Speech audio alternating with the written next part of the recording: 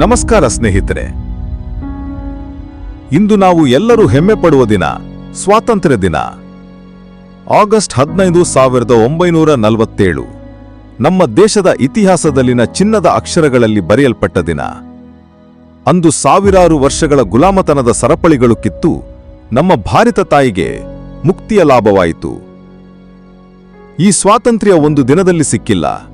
ಅದು ಕೋಟ್ಯಾಂತರ ಜನರ ಹೋರಾಟ, ತ್ಯಾಗ ಮತ್ತು ರಕ್ತದ ಬೆಲೆಯಿಂದ ಬಂದ ಅಮೂಲ್ಯ ಕೊಡುಗೆ.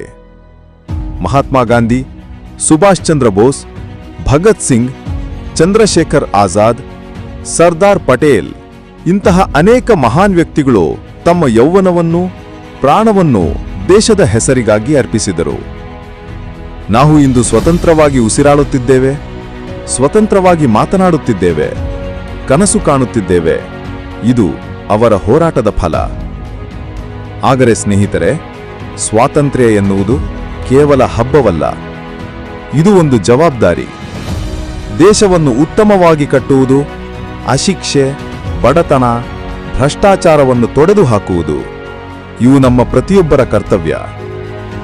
ಇಂದು ತ್ರಿವರ್ಣ ಧ್ವಜವು ಗಾಳಿಯಲ್ಲಿ ಹೆಮ್ಮೆಯಿಂದ ಹಾರಾಡುವಾಗ ನಾವು ಪ್ರತಿಜ್ಞೆ ಮಾಡೋಣ. ದೇಶದಿಗಾಗಿ ಶ್ರಮಿಸುತ್ತೇವೆ, ಏಕತೆ ಮತ್ತು ಪ್ರೀತಿಯಿಂದ ಬದುಕುತ್ತೇವೆ ಮತ್ತು ಭಾರತವನ್ನು ವಿಶ್ವದ ಶ್ರೇಷ್ಠ ರಾಷ್ಟ್ರವನ್ನಾಗಿಸುತ್ತೇವೆ. ವಂದೇ ಮಾತರಂ. ಭಾರತ್ ಮಾತಾ ಕಿ ಜೈ. ಜೈ ಹಿಂದ್.